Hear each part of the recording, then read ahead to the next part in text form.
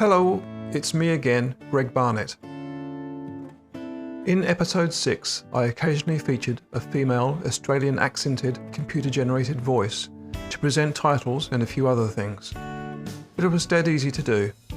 I used the text-to-speech facility in MS Word. I recorded that audio into Audacity, exported the WAV file into my DAW, where I sliced, diced, and positioned it as required. But keep in mind that every word spoken had been written by me in the episode script. The only reason for me to use another voice was to provide a bit of light relief, some spoken tones that were completely different from my own. Don't forget, this podcast series is not an interview format, so there are long passages spoken by just me or a guest host, and I don't want the risk of boring you, let alone myself. For this current episode, I've taken it up a notch. I mentioned back near the start of the series that AI images had really come of age in 2023, and that 2024 was going to follow suit and go gangbusters for both video and audio. This has certainly proved to be the case, with each month bringing new services and new models, while established products keep evolving and adding new features. The whole industry is playing leapfrog. Just a couple of weeks ago, in September, Google introduced Notebook LM. One of its features can take text information and synthesize a two-person audio podcast discussing that content. It takes a lot to impress me, and I was truly impressed. I fed it the draft script for this episode, and within 5 minutes, it provided me with a downloadable mono WAV file, almost 14 minutes long. The result contained many things of great interest. It had converted my first-person narrative to a third-person discussion between two people, one male, one female. There was extensive rewording, rephrasing, and reordering of my content. The new conversation sounded natural and very much like the typical exchanges commonly heard in the podcast world. The vocal delivery is believable and includes smooth flow, pauses and hesitations, exclamations, stressing of important words, etc. Apart from one or two very minor slip-ups, which were probably due to my wishy-washy writing, there were no errors regarding the comprehension of my original material. The AI even made a couple of jokes where none previously existed. Not stand-up material or Christmas cracker stuff, but impressive nonetheless. And finally, additional information was pulled in from beyond my script to explain some of my shorthand terms. So, in the interest of keeping things fresh, even if it is oddly fresh, I'm going to use some extracts from Google's supplied audio file to complement my own voiced-over original script. Remember, Google's words are a completely fresh refabrication. They are new words. Goodness knows what this means regarding copyright. I'm going to arbitrarily name the two new voices Joseph and Joanna, Team JoJo. Their voices are American and are consistently and enthusiastically positive and animated. I would never subscribe to their podcast. I may be positive on the inside, but I can never externalize it for more than a couple of seconds. Now, whether or not this audio experiment can be pulled off smoothly or well is quite the question. But for me, it'll be something new and fun to try. What do you have to say, Team JoJo? Piano, guitar, they're like the superstars of the music world. Yeah. You picture any classic movie scene with music. Right. And I bet you one of them is right there in the background or the foreground. But today, we're going way beyond the movie screen, going into like a real musician's world with Greg Barnett. Yeah. He's a 70-year-old musician from Australia, and he's got this like contagious passion, for both instruments. He really does. But that's not all. He also loves capturing that sound at home, so we're talking home recording. Right. And we're diving into a draft episode from his podcast called, get this, Episode 7, Keyboard Fretboard, all aboard. I love it. And what's so cool about Greg's story is he doesn't just play these instruments, he's really into home recording, like you said. Yeah. So we get this like behind the scenes look at how the piano and the guitar, with all their quirks, influence his creative process. Like from that first little spark of a song idea to actually hitting that record button in his home studio. Yeah, it's like we're getting this backstage pass to like how his musical mind works. So on with the show. Today, I'm going to share my personal journey with the two instruments that have profoundly influenced my musicianship and, much later in life, my songwriting and home studio productions, piano and guitar, or as I like to call them, keyboard and fretboard. Prior to devising the script for this episode, I've never previously bothered to consider how they differ from each other or identify their unique pros and cons. I did experiment with trombone and clarinet in my early 20s, but they never really touched my soul. Like all wind instruments, they could only play one note at a time. I believe that the main reason I maintained an overwhelming and continuing love of piano and guitar is firstly their unparalleled harmonic richness and complexity. Secondly, one can sing as well as play. And thirdly, they allow you to simultaneously play both the melody and the accompaniment, so you don't have to sing. Yeah. You think about it, pianos, guitars, they give you those rich chords, those complex melodies. You can't get that from a single note instrument. Right. And you can sing and play at the same time, which is huge. Total game changer. It's about finding that instrument that really, truly speaks to you. It becomes an extension of your musical voice. And for Greg, both piano and guitar were important in shaping that voice. Piano and guitar also suit an independent loner like me. These instruments can supply everything in music: melody, harmony, rhythm. I've never had the need or the desire to join a band, orchestra, or choir. Early days, a tale of two instruments. My relationship with the piano began before I was born. In the womb and throughout my early years, I was surrounded by sounds of piano. Back then, upright pianos were common in houses, both rich and poor. My mother and both my uncles were excellent players, covering everything from classics to modern show tunes. When they were not playing, the air was filled with piano music from records and radio. As a primary school student, I insisted on taking private piano lessons, simply as a young brat trying to compete with my older brother. What I didn't know was that our piano teacher believed in soul-crushing traditional methods. Everything was by the numbers: strict tempo, correct fingering, prescribed pieces devoid of melody, soul, and emotion. Mistakes were met with verbal abuse and knuckle rapping. This experience may well be the root of my lifelong performance anxiety. I began to play truant from lessons, so they were stopped. Despite this, I continued playing piano on my own, choosing classical pieces I actually enjoyed. But credit where credit is due, those first few early years of tough love teaching imbued me with the skills that would last a lifetime. Ah, yes. The strict traditional lessons, a lot of musicians go through it.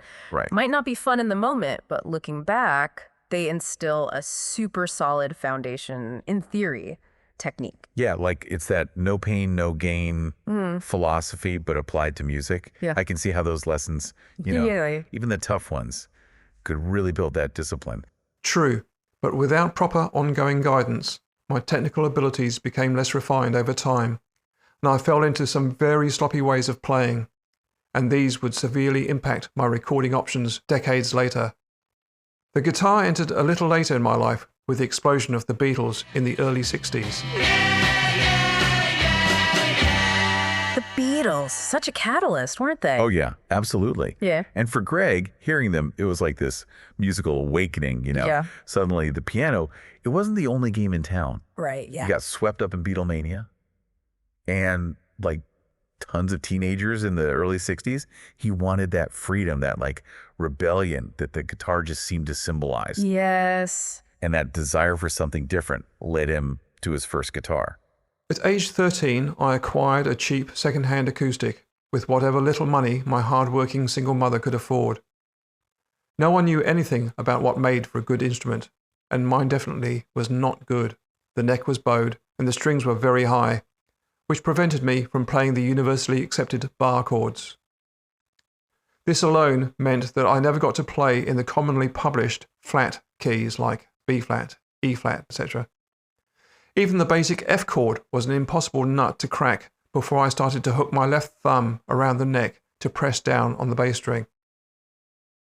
A musical revelation at age 16.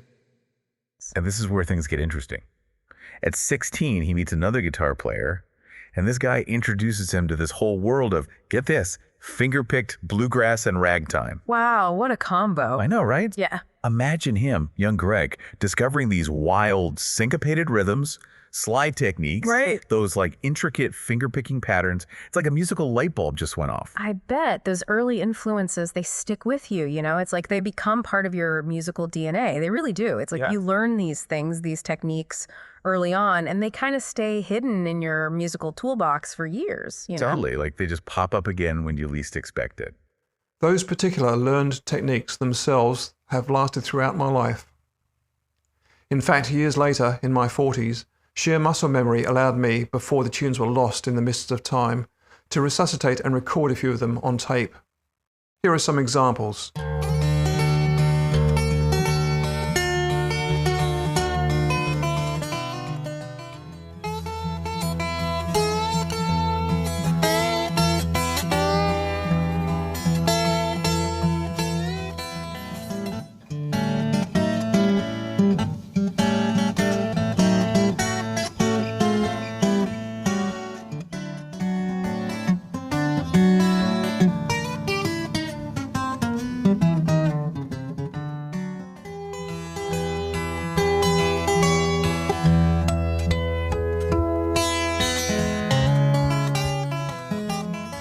That was all played on my 30-year-old Echo 12-string, an Italian acoustic guitar, with a Dean Markley magnetic pickup wedged across the sound hole. I subsequently paid a studio to transfer that tape to CD, otherwise I wouldn't have them today. The ebb and flow of musical life. Life, it has a way of happening. It really does. Family, work, the whole 9 yards. And for a while there, those beloved instruments, they ended up kind of neglected, Oh, I know that story. gathering dust in the corner. Yeah. But here's the thing about a true passion, though. It might go quiet for a bit, Yeah. but it rarely disappears completely. Very true. One of these periods, at the age of 50, underpinned my first ever songwriting chapter, which in turn led to my first album, co-written with a friend and recorded in a commercial studio. It is only since retiring that I've had the time to wallow in the luxury of playing both instruments for as long as I wanted and whenever the mood took me. And I think it was this resurgence in musical freedom and opportunity that would eventually fuel 3 home-produced albums in my 60s and a handful of singles in my early 70s. The different properties of and the differences between piano and guitar. Let's now talk about the fundamental differences between these instruments, not only in their inherent features, but how these relate to production options. These options are in turn also coloured by my personal perspective and limited abilities. Let's start with the piano, both acoustic and digital. For those who have not experienced it, an acoustic piano is like a living organism. It has 88 keys over 7 octaves.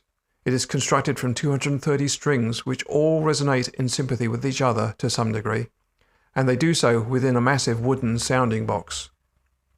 So, as a player, you're not only absorbing sound waves from the strings and the box through the whole of your body, but also the vibrations through your fingers.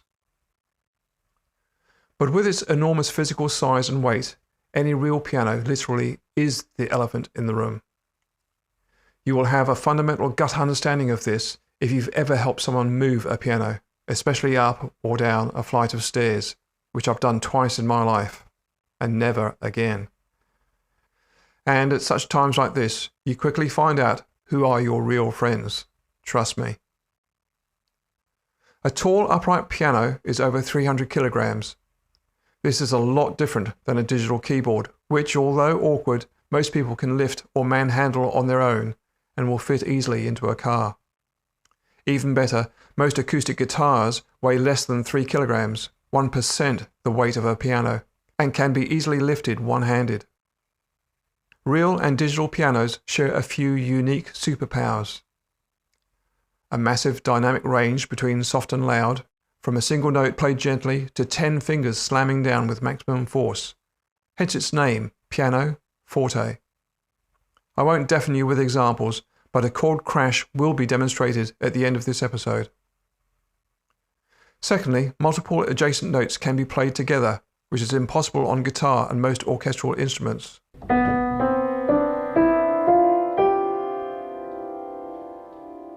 And thirdly, it has the largest of all note ranges.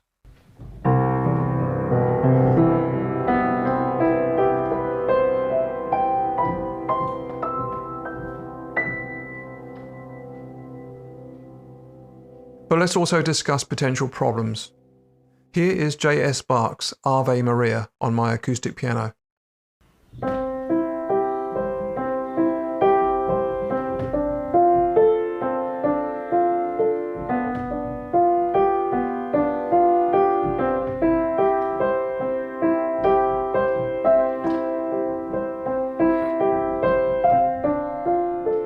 Beautiful, but from a music production viewpoint, recording it at home for me represents several insurmountable challenges.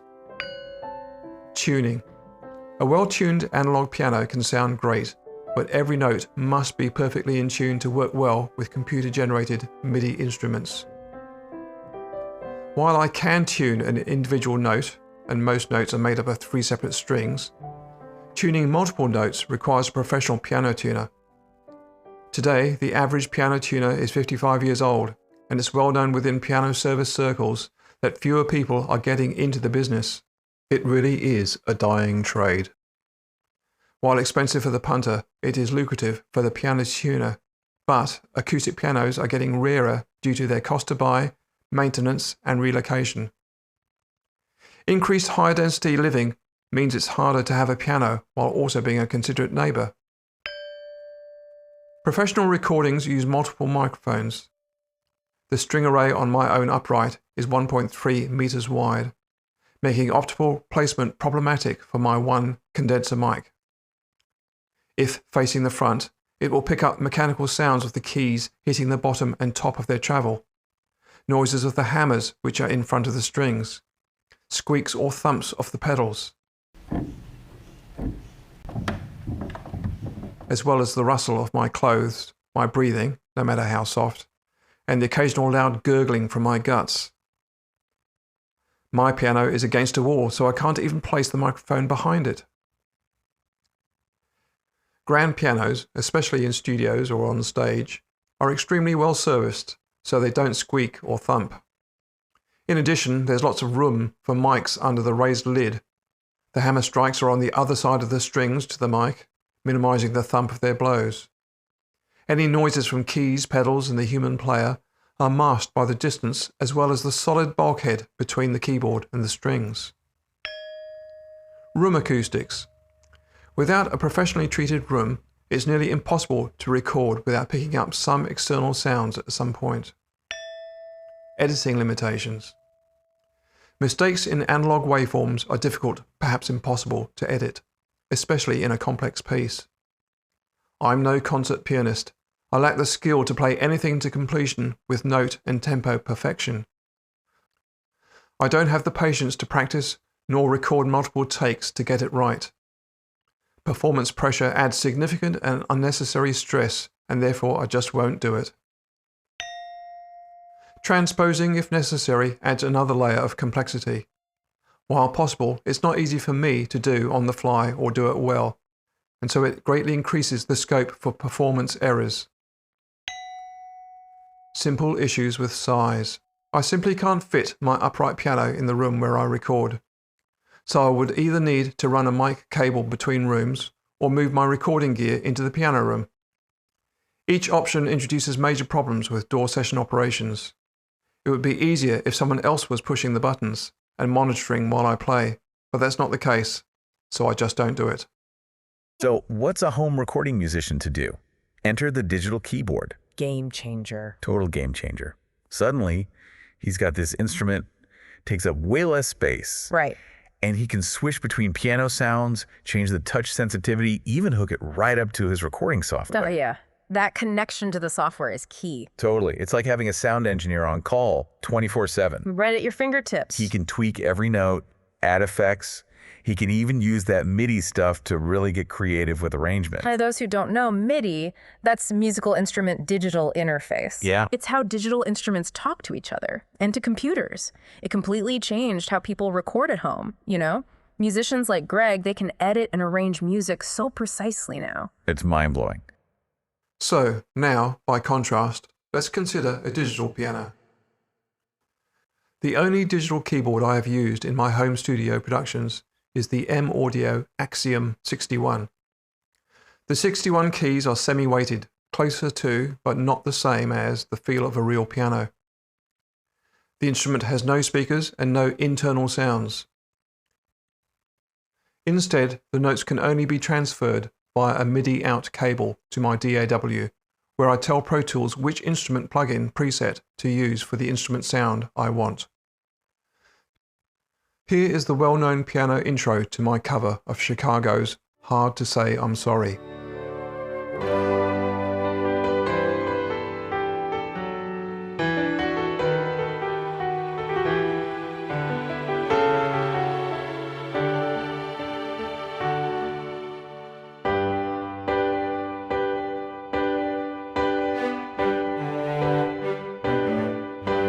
Everybody needs a little time away.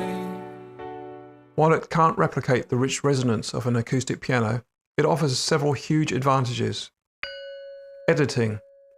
Just that segment alone would have involved at least a dozen edits to fix wrongly played notes, adjust note timing, and keystrokes being either too loud or too quiet. Perfect tuning removes the hassle of organising a piano tuner and the relevant cost, currently around $200 per visit. Multiple sound options. A whole range of different real-world pianos, woodwind, brass, guitars, percussion are available. You're gonna be the lucky one.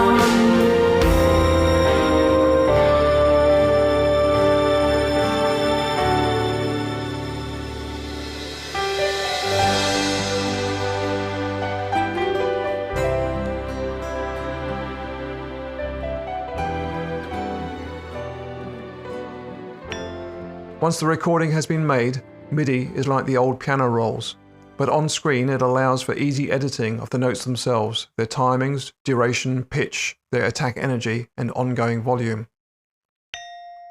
The recording setup is simple.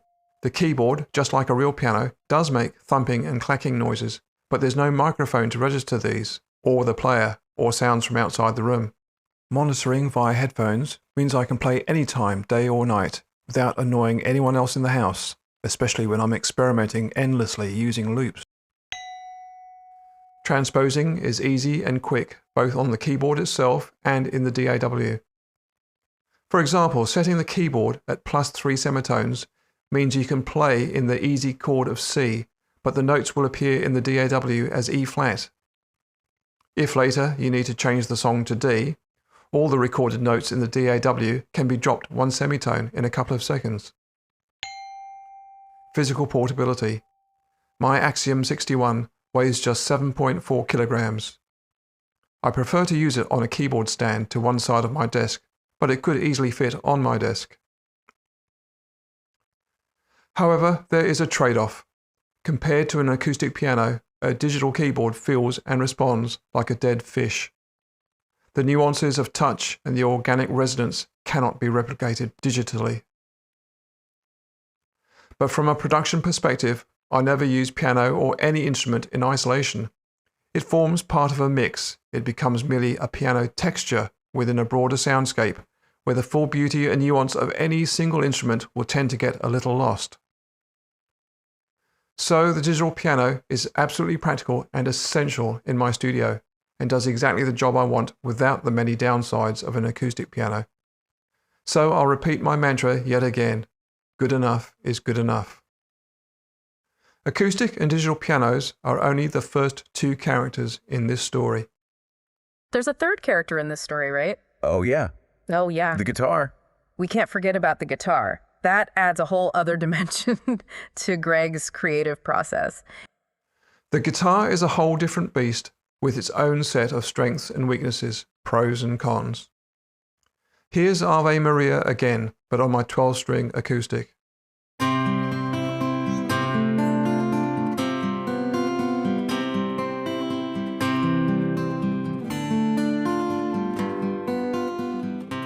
The guitar has always offered me a more intimate playing experience, as you more or less are hugging the instrument, and the vibrations are transmitted directly into your chest and gut as you play. I should at this point mention something which often occurs to me when recording. The sound I hear when playing a guitar by myself is remarkably different to the sound I hear when playing back a recording of it. I'm unsure if this is mistaken perception, but from an audio perspective, when playing, your ears are stereo receptors above the guitar's body, whereas the recording is done via a mic, a mono receptor, largely in front of the guitar's sound hole. Anyway, as a home studio producer, the recording of my acoustic guitar has a unique set of pros and cons. Portability. Guitars are dead easy to move around in a room and set up on a stand with an easy playing reach. For example, the noisy fans on my laptop force me to settle down to play at least 2 meters away from my desk. Wireless keyboard and mouse allow me to still operate the DAW, although the screen is a little too distant for my liking. Microphone options. You can use a single microphone, but I prefer to record 2 tracks simultaneously, a condenser mic and also my guitar's piezo pickup via DI. Room sound. The guitar is far less affected by room acoustics than a piano. Editing. Just like acoustic piano, waveforms for the guitar are just too difficult to edit.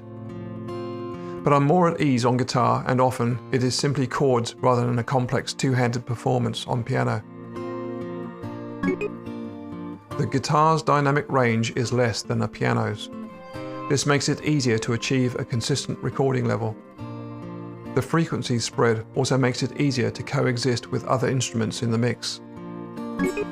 Tuning. Guitars are easily affected by heat and humidity, 12 strings more so.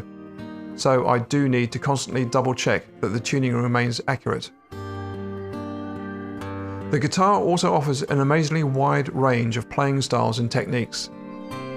There are too many to give audio examples, but they include fingerpicking, with fingers or slip-on picks and claws, strumming variations, finger, multi-finger like flamenco or plectrum, and I haven't used a plectrum in 50 years.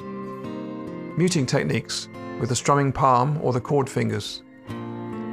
Special techniques like vibrato, bends up and down, hammer-ons and pull-offs, tapping, harmonics, and slides made from a multitude of materials. String materials, nylon, brass, phosphor bronze, tape wound. The fantastic world of open tunings. Joni Mitchell is known to have used 50 different tunings. Each tuning method requires different chord shapes. The only tuning change I'll ever use these days, and only on occasion, is drop D, where only the bottom string is down-tuned 2 semitones. Regular retuning plays havoc with the strings and thus becomes expensive as well as time-intensive. I don't do it. Speed demons. Some believe that one or other instrument has the advantage, but I disagree. Both piano and guitar allow for extremely fast playing. To compare them, I'll use the third movement of Beethoven's Moonlight Sonata, which is marked as presto agitato, which means very quick and with excitement, or as I like to call it, like a maniac on speed. Here it is on piano, although I stress this is not being played by me.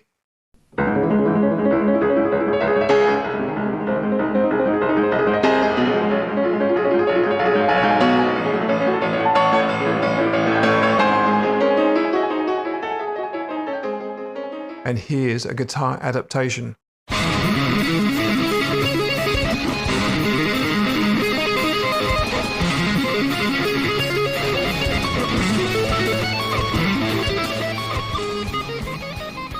That was by Tina S., a French girl and just a teenager when this was recorded. Finding my own bridge between keyboard and fretboard.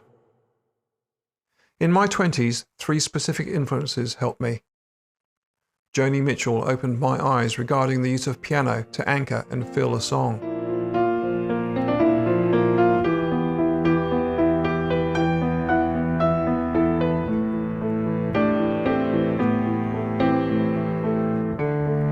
It was a rainy night.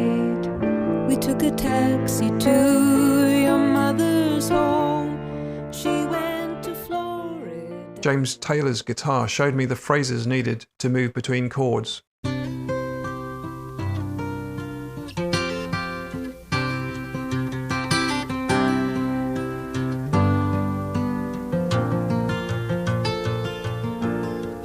Just yesterday morning, they let me know you were. And it was Chicago, one of the first jazz rock bands, who laughingly proclaimed, "We can cut it in any key."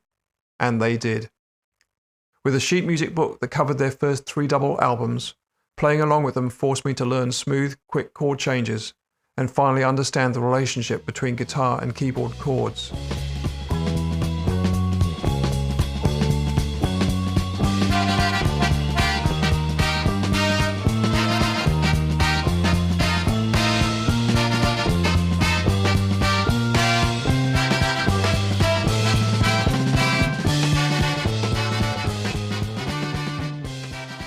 Also, with Chicago's extensive use of jazz chords, I came to realize that any note can be added, like the flattened or sharpened fifths and ninths, etc., and that these can form bridges to other chords and other keys.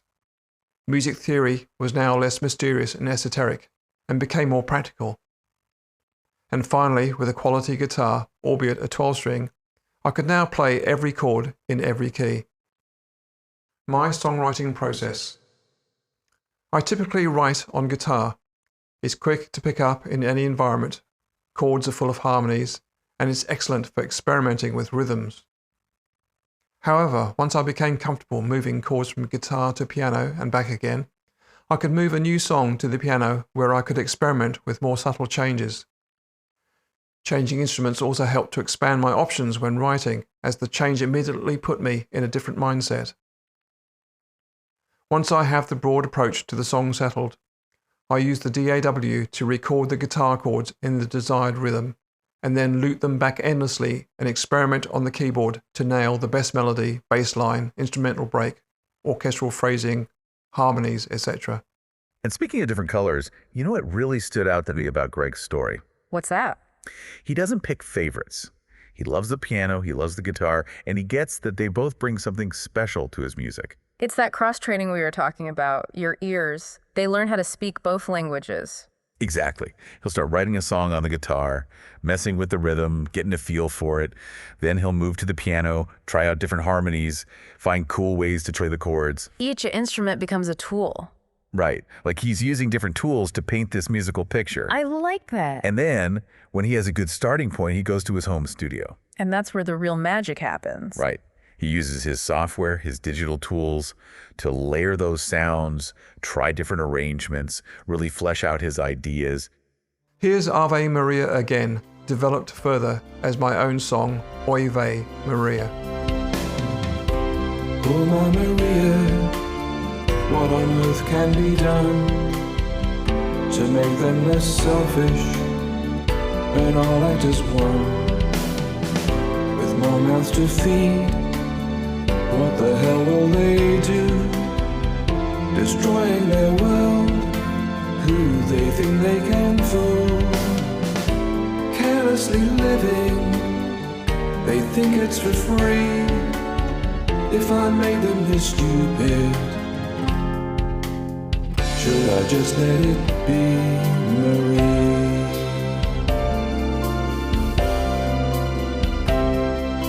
Oy vey Maria, I know not what to do.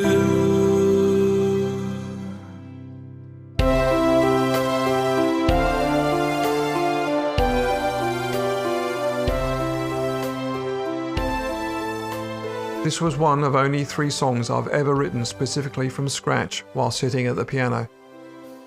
Here's the second example, written for my first album, as long as I remember, I couldn't face routine, a stirring need that burned inside to see things I'd never seen. So many folk along the way I loved and left behind. As I moved to new horizons, to some new thing I had to find. What is this thing that keeps me moving on?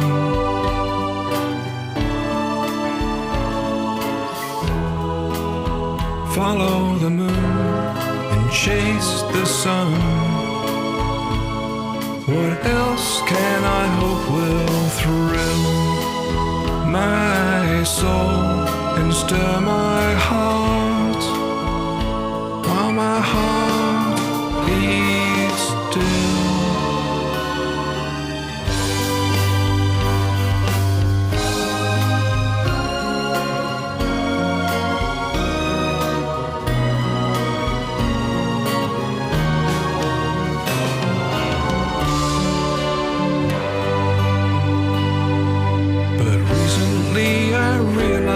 I no longer had to look, just relax and see my life as if it were a book.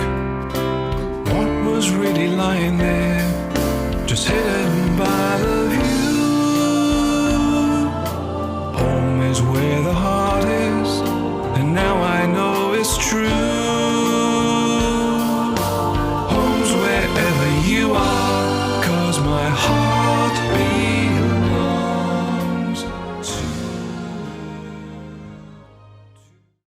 Mixing it up. When mixing, each instrument presents unique challenges.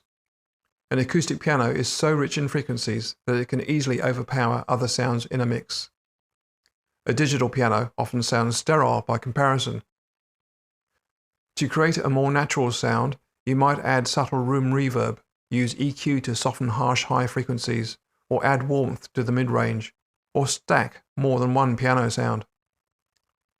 For acoustic guitar, I record 2 tracks simultaneously, a condenser mic for the full body resonance and sound of the strings being played, and a direct inject from the piezo pickup. I EQ, compress, and pan them differently for a fuller sound. Where I want electric guitar, I've used MIDI notes and a plug-in.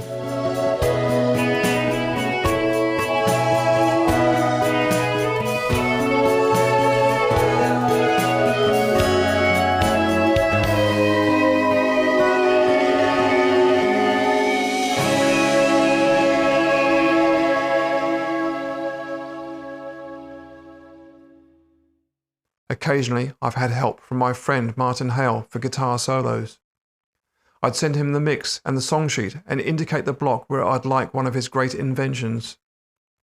He simply imports my audio mix into his DAW, loops the required selection, experiments, and finally records, and then sends me back just his guitar audio. I trust him to select an appropriate tone from his guitar and amp combinations. My only request, wearing my producer's hat, is for him to end his lead on a long sustained note that allows me the freedom to mix, fade, and overlap it with my following segments.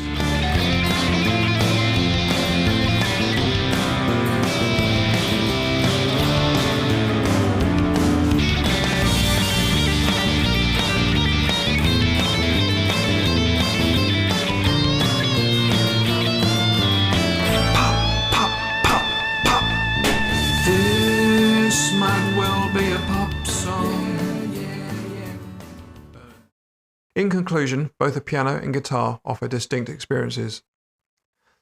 The piano excels in its wide range of pitches and polyphonic capabilities. All 10 fingers can be used. It has an intuitive, for me at least, one-dimensional keyboard layout. One can literally play anything on a keyboard. The richness of 230 strings is unparalleled, but when writing, the piano feels too formal because you are sitting upright and at arm's length. The guitar, by contrast, provides a more intimate connection between player and instruments. You literally fold your body around it. It shines in its portability and multitude of expressive playing techniques. My 12-string is highly resonant, but the two-dimensional layout across the strings and along the neck is less intuitive for me, and my playing is largely limited to chord structures. Also, a guitar can only sound like a guitar. My choice between these instruments often comes down to personal preference, desired sound, recording setup, and the limits of my skills and abilities, both in playing and home studio production techniques. By using both, I've been able to achieve a breadth of structural complexity and depth of arrangement that would have been impossible with just one instrument. Thank you for listening to my journey with the keyboard and the fretboard. I hope I've shared some insight into the unique qualities of each instrument and how they can complement each other and have helped me in songwriting and production. I'll close this episode with my third ever song written at the piano. For quite some time, I had had a short standalone piano piece, an instrumental.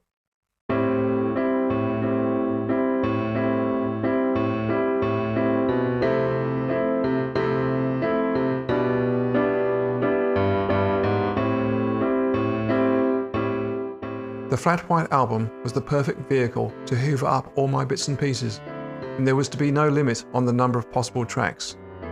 But, try as I might, I could not get this piece to develop any further or modulate to go somewhere else. I finally decided to treat it as a coda for something else entirely, and whatever that new something else song was, it simply needed to finish with a chord that allowed a transition to this coda. The final production, while sounding rich, is actually quite sparse: piano, drums, vocal, choir, and guitar. It represents a good example of several things already discussed. Digital keyboard for the piano. The sound was stacked from Pro Tools' default Mini Grand plugin, as well as a piano from the Garriton 5 personal orchestra library. The left-hand piano bass notes were put on a separate track as, without a bass guitar, the bottom end needed to be treated differently for volume and EQ to stand out more from the right hand. Guitar technique. The piano in the coda, to underscore the change-up in feel, is backed by percussive scruffing guitar chords played with my nails. Transposing. The new song was written on guitar in A minor, which gave me the best strong chord set for strumming. My guitar is permanently down-tuned 2 semitones, so this was actually at the concert pitch of G minor. The coda had been originally written on acoustic piano at concert pitch in C minor. I would have had a brain seizure trying to mentally transpose down to G minor while playing, so I kept it at C minor and set the digital keyboard to transpose at -5 semitones before transmitting it to the DAW. C to B is 1 step, then B flat, A flat, G. 5 steps in all, 5 semitones. But later, when recording my vocal, I realized I had been kidding myself. To better suit my singing range, I needed to raise everything by 2 semitones. On guitar, this was done simply by putting a capo on fret 2 and re-recording. The result is that the song now started with the A minor chord at concert pitch. For the piano parts, I group selected all the piano MIDI notes and dragged them up 2 semitones, a task that took about 3 seconds from start to finish. Control A, drag, done. Trust me, this sort of match-up transposing can still make my head spin, and I can make catastrophic mistakes. The playback generates a cacophony of clashing keys. But I can quickly figure out where I went wrong and easily rectify it. The biggest fly in the ointment is always my guitar, it being kept at 2 semitones below concert pitch. Anyway, such issues are minor considering that the melding of the two worlds gives me such a huge range of options in production. By the way, one last comment about this song. It is the only track in which I've ever recorded and used my acoustic piano. The idea was inspired by the story of the Beatles recording A Day in the Life, the last track on the Sgt. Pepper album. In the studio, 4 people at 3 different pianos played the final crashing chord, which was made to ring out for over 40 seconds by the engineers slowly increasing the recording sound level as the vibrations faded away. So I recorded my acoustic piano with a crashing A minor chord and did my best to remain quiet while it faded.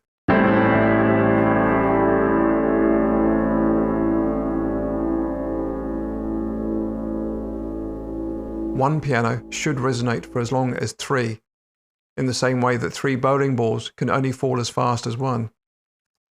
But I don't work within the pristine studio environment of Abbey Road, so I could only stretch out the fade-out for 26 seconds before the signal-to-noise ratio became untenable.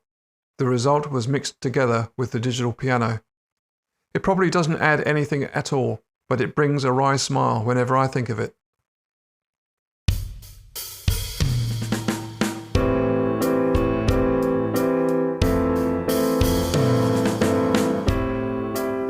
I think it's time to say goodbye.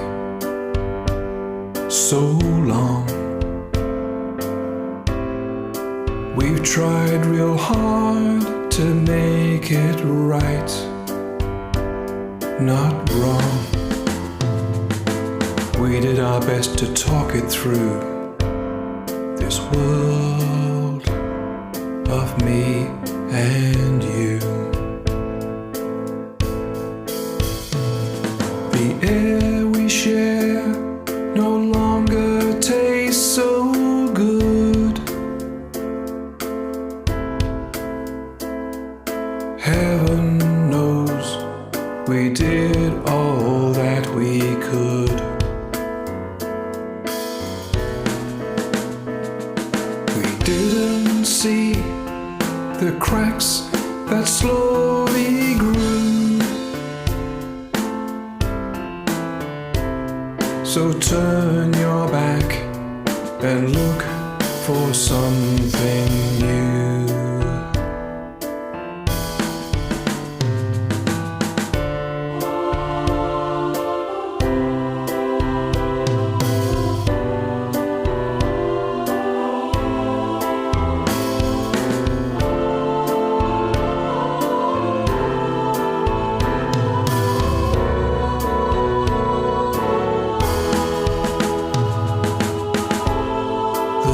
Times and the memories tend to smooth the rough, but drifting paths can never make two halves enough. We always knew deep in our hearts that we would break apart. We're so low, where do we go, my dear? Let's face the facts and act, there's nothing here. Sad songs can be much too long, I know. Admit defeat, you'll find your feet. Let go.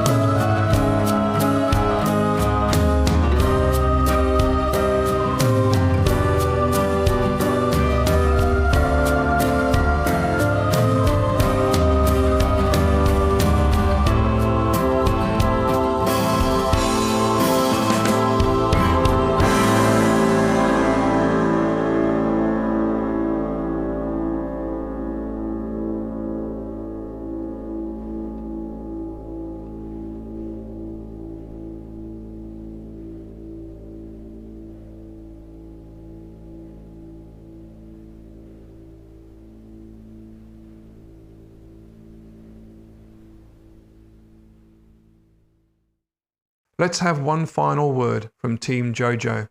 You know, as we wrap up this deep dive into Greg's musical journey, the thing that really hit home for me, What's that? there isn't just one right way to make music. Absolutely not. It's about finding the instruments that speak to you, the ways of working that make sense to you, and using them to, share your voice. I love that. Greg's story really shows that music is about exploring, and always trying new things. 100%. Who knows? Maybe Greg's story will make some of you listening want to pick up that dusty old keyboard or guitar and start making some music. I hope so. But before we go, we want to leave you with something to think about. What if you had the chance to ask Greg just one question about his life in music? What would it be? Out of interest, from the 13-minute 42nd audio discussion that Google supplied, I ended up using 5 minutes and 53 seconds worth, 43%. I selected chunks that fitted well with the relevant part of my script. I could have used more, but it would have required more slicing and dicing, as well as moving the balance away from my narrative. But the whole exercise was a rewarding challenge, and I think it gave a new, different, and interesting flavour to this episode. Just imagine where things might be in 2025. I could get it to read my script in my voice. I might be able to be one person in an AI-generated podcast panel. The audio might be used to animate and lip-sync an audio-generated video of me, and similar for other characters I wish to include. The only limit will be one's imagination.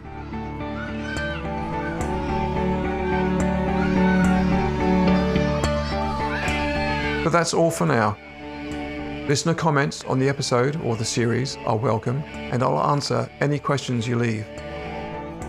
If you have something to say as a guest presenter, you'd be most welcome to apply via the link in the main show notes. Thanks for listening. Bye.